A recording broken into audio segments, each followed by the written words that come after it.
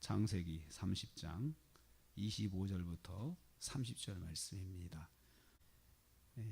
오늘 말씀은 야곱이 외삼촌의 집에서 14년이라는 세월을 지난 다음에 이제 갑자기 자기에게 이제는 품삯을 주십시오. 일한 만큼 대가를 주십시오 하고 외삼촌에게 이 대가를 요구하는 장면이 오늘 말씀에 기록되어 있습니다.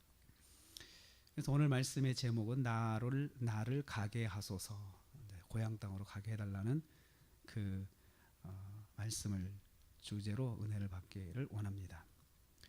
품삯을 정하기 위해서 그냥 품삯을 주세요 이렇게 말을 못합니다. 야곱이 못하고 고향으로 돌아가겠다 이렇게 말을 합니다.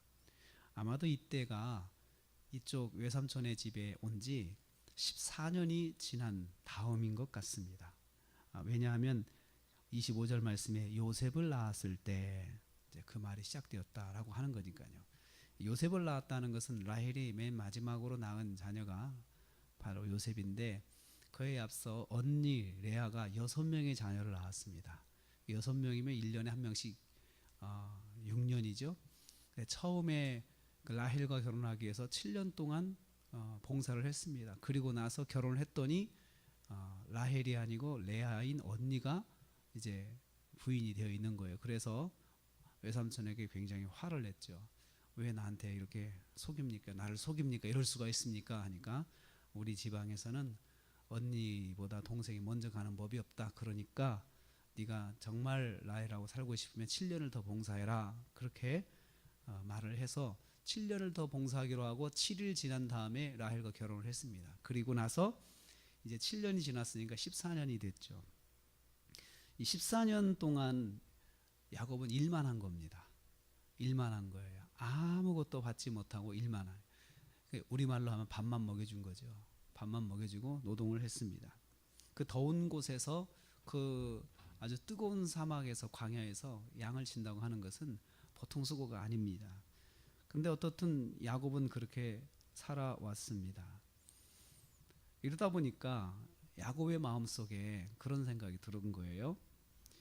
30절 말씀 보니까 나는 언제나 내 집을 세울 수 있을까 이 생각을 한 거죠. 내가 무일푼으로 14년 동안 지금 살아도 내 손에 돈이 하나도 없는 거예요. 양 한 마리가 내 것이 없는 거예요. 자식들은 지금 보니까 자식들은 뭐 10명이 넘는 자식들을 데리고 있으면서도 자기는 손에 쥐고 있는 현금이 없는 겁니다. 재산이 없으니까 그것이 불만이 되는 거죠. 자기가 일은 14년 동안 했지만 외삼촌은 밥만 먹여줬지 자기에게 아무것도 주지 않았다는 것이 이제 생각이 났던 것입니다. 그래서 한 말이 나 이제 고향으로 돌아가겠습니다. 다른 말로 하면 일 그만두겠다는 거죠. 나 이제 일 그만두겠습니다 하니까 삼촌이 볼 때 일 잘하는 야곱이 그만둔다는 큰일 날 일이죠.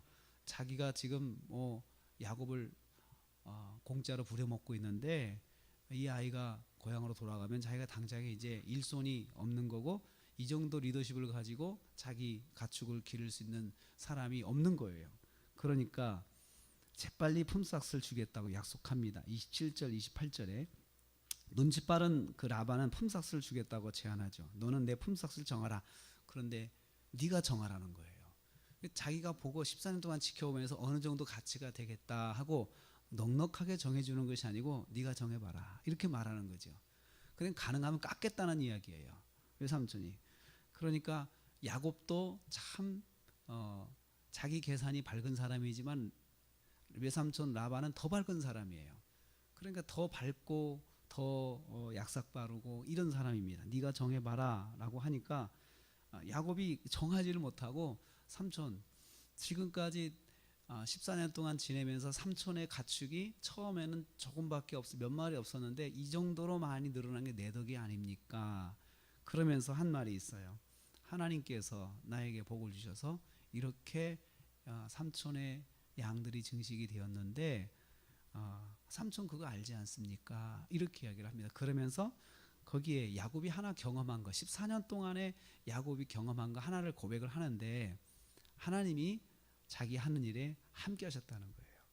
그러니까 이런 환경에서 양이 새끼를 낳을 수가 없는데 야곱이 데리고만 다니면 새끼들이 폭폭 나는 거예요. 쑥쑥 낳고, 그리고 아픈 양들이 없고 염소들도 아주 건강하고, 야곱이 데리고만 다니면은 다 양들이 건강하고 또 짐승들이 다 그 별 탈 없이 지내는 것이에요.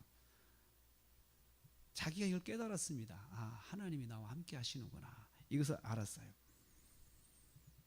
그런데도 불구하고 외삼촌은 야곱을 부려먹기만 하지 자기에게 대가를 주지 않은 것이죠. 그러면서 이제 싹을 정하라라고 하니까 삼촌이 알지 않습니까? 삼촌이 정해보세요. 그 말입니다. 그러면서 이렇게 가다가는 나는 자식들이 10명이 넘는데 저는 언제 내 집을 세우겠습니까? 저는 어느 때가 돼야 내 손에 양 한 마리를 갖겠습니까? 하면서 자기 신세를 삼촌에게 한탄을 합니다. 이 말씀을 보면서 이런 질문이 들어가야 돼요. 왜 야곱은 14년 동안 그렇게 일을 열심히 하고 많은 재산을 증식하는 데 기여했음에도 불구하고 아무것도 받지 못하고 빈털터리가 되어 있을까? 이런 질문을 좀 해봐야 됩니다.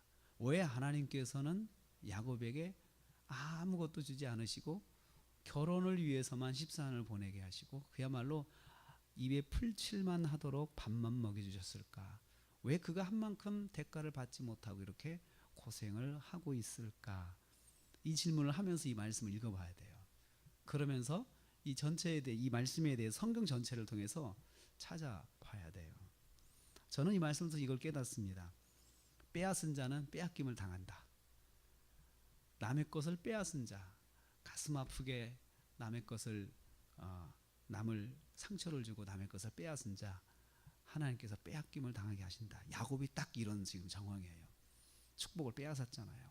아버지를 속이고 형을 속이고 자기 것으로 만들었어요. 빼앗았어요. 그런데 이제 자기가 빼앗김을 당하는 그 고통을 당하는 것이에요. 14년 동안 철저하게 그것을 당하며 삽니다. 속여 빼앗은 결과 자기도 빼앗김을 당하고 사는 것이죠. 하나님께서는 하나님이 함께 하셔서 복을 주신다라는 것을 알았지만 더 이상 거기에 개입하지 않으십니다. 야곱이 철저하게 빼앗김을 당하고 살도록 합니다. 그러면서 뼈저리게 느끼게 합니다. 내가 형을 속이고 아버지를 속였던 것, 그것이 정말 잘못된 것이구나 라는 것을 그가 알게 하시는 것입니다. 우리가 한 주간을 시작합니다. 우리는 우리가 행한 대로 하나님께서 복을 주십니다. 믿음 생활은 능동적으로 내가 한 만큼 복을 받습니다. 구원은 은혜입니다. 구원은 은혜입니다. 값없이 공짜로 받지만 구원받은 이후로 복은 내가 한 만큼 받습니다. 그래서 믿음 생활을 하면서 내가 어떻게 하느냐가 참 중요합니다. 하나님 앞에 순종을 하느냐 불순종을 하느냐, 거기에 따라서 복이 왔다 갔다 하는 것입니다. 야곱은 빼앗았기 때문에 자기도 빼앗김을 당하고 있습니다. 한 주간 동안 우리가 살면서 우리 하나님 앞에 말씀에 순종하면 순종한 만큼 하나님 역사하시고, 순종하지 않으면 순종하지 않은 만큼 받지 못하는 것입니다. 그러므로 우리가 한 주간 동안에 하나님 앞에 받은 말씀, 주일날 들은 말씀만큼 우리가 순종하기로 한 것만큼 하나님께 순종을 해보십시오. 그리고 내게 결심이 섰던 것이 있다면 손해가 되더라도 그 결심을 순종해 보십시오. 그러면 하나님이 뒤는 책임져 주십니다. 하나님께서 인도해 주십니다. 이 야곱을 보면서 철저하게 신앙생활의 덧셈과 뺄셈이 정확하신 하나님, 그 하나님을 야곱을 통해서 우리는 보게 될 것입니다.